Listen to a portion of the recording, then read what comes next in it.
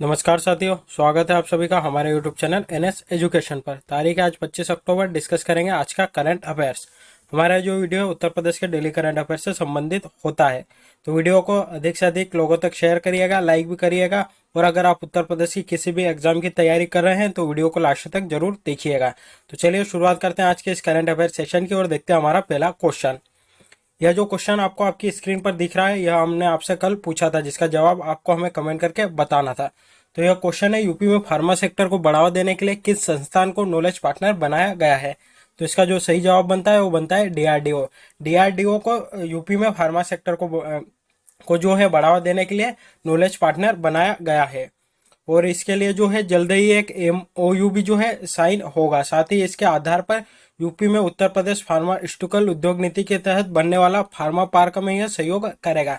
तो जो knowledge partner DRDO को बनाए जाने का प्रमुख कारण है कि जो उत्तर प्रदेश के फार्मास्यूटिकल उद्योग नीति है, उसके तहत जो फार्मा उद्योग बनेंगे उनको सहयोग करने के लिए इसको जो है नॉलेज पार्टनर बनाया गया है।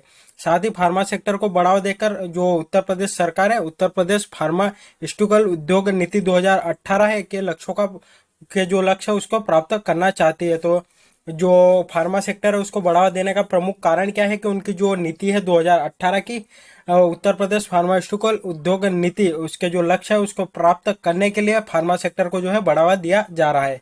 तो इससे जुड़ी कुछ जानकारी जो कि आप याद रख सकते हैं। साथ ही यहाँ पर डीआरडीओ का भी उल्लेख आया था, उससे जुड़ी कुछ जानकारी देख लेते हैं। तो जो डीआरडीओ है उसका फुल फॉर्म होता है defence research and development organisation. इसकी स्थापना 1958 में हुई थी। इसका जो मुख्यालय है नई दिल्ली में है और वर्तमान में इसके अध्यक्ष है डॉक्टर जी सतीश रेड्डी। तो यह डीआरडीओ से कुछ जुड़ी जानकारी जिसको कि आप याद रख सकते हैं। देखते हैं हमारा अगला क्वेश्चन।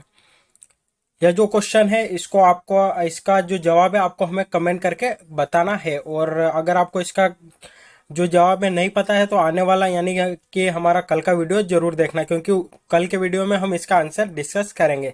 तो यह क्वेश्चन है कि ब्रिटेन की मशहूर रिवॉल्वर वेबले एंड स्कॉट का निर्माण उत्तर प्रदेश के किस जिले में किया जाएगा। तो इसका आंसर जो है आप हमें कमेंट करके जरूर बताना। देखते हैं हमारा अगला क्वेश्चन। हमारा अगला क्वेश्चन है, कौन सा राज्य में प्रधानमंत्री जन आरोग्य योजना आयुष्मान भारत का विस्तार कर रहा है। तो जो जन आरोग्य योजना जिसका नाम आयुष्मान भारत है, उसका विस्तार किस राज्य द्वारा जो है किया जा रहा है। तो इसका जो सही जवाब बनता है वह बनता है उत्तर प्रदेश सरकार द्वारा। उत्तर प्रदेश सरकार राज्य में प्रधानमंत्री जन आरोग्य योजना आयुष्मान भारत का जो है विस्तार कर रही है। और इस कदम या जो विस्तार करने से क्या होगा, तो आयुष्मान भारत का जो स्वास्थ्य कवर योजना है उसके तहत जो है राज्य की आधी आबादी शामिल हो जाएगी। तो जो आयुष्मान भारत जो है उसका विस्तार करने से जो राज्य की आधी आबादी है वह इस योजना के अंतर्गत शामिल हो जाएगी। साथ ही वर्तमान में इस योजना के तहत लाभार्थियों का चयन सामाजिक आर्थिक जातीय जनगणना 2011 के आधार पर जो है की जाएगी। तो इसके जो वर्तमान में जो योजना है, इसके जो लाभार्थी है उनका चयन किस प्रकार किया जाएगा, तो उनका चयन सामाजिक आर्थिक आधार पर किया जाएगा। साथ ही जनगणना जो 2011 में जो जनगणना हुई थी उसके आधार पर भी जो है इनका चयन किया जाएगा। और इस आधार पर जो है राज्य के लगभग 1.18 करोड़ परिवार जो है इस योजना के पात्र होंगे। तो इस प्रकार का जो कदम है उत्तर प्रदेश सरकार द्वारा जो आयुष्मान भारत है उसको विस्तार करने के लिए उठाया जा रहा है। तो ये इससे जुड़ी कुछ जानकारी थी। देखते हैं हमारा अगला क्वेश्चन। यह जो क्वेश्चन है, अक्टूबर 2020 में रक्षा मंत्री राजनाथ सिंह ने सुपर स्पेशलिटी कैंसर अस्पताल का उद्घाटन कहाँ किया है। तो हाल ही में जो राजनाथ सिंह है जो कि हमारे देश के रक्षा मंत्री हैं, उनके द्वारा सुपर स्पेशलिटी कैंसर अस्पताल का जो है उद्घाटन किया गया है। तो यह देश के किस शहर में किया गया, तो इसका जो सही जवाब बनता है वो बनता है लखनऊ। लखनऊ जो कि उत्तर प्रदेश की राजधानी है, यहीं पर सुपर स्पेशलिटी कैंसर अस्पताल का जो है उद्घाटन किया गया है। रक्षा मंत्री राजनाथ सिंह ने लखनऊ में सुपर स्पेशलिटी कैंसर अस्पताल जो है उसका उद्घाटन किया है। और इसकी जो लागत है वह है 805 करोड़ रुपए की जो है इसकी लागत है। साथ ही जो सेंटर है सुपर स्पेशलिटी कैंसर अस्पताल टाटा कैंसर संस्थान मुंबई की तर्ज पर जो है काम करेगा। और इसका जो कितने एकड़ में जो है इसको स्थापित किया जाएगा, तो 77 एकड़ में फैला अस्पताल देश का एक अग्रणी कैंसर संस्थान होगा।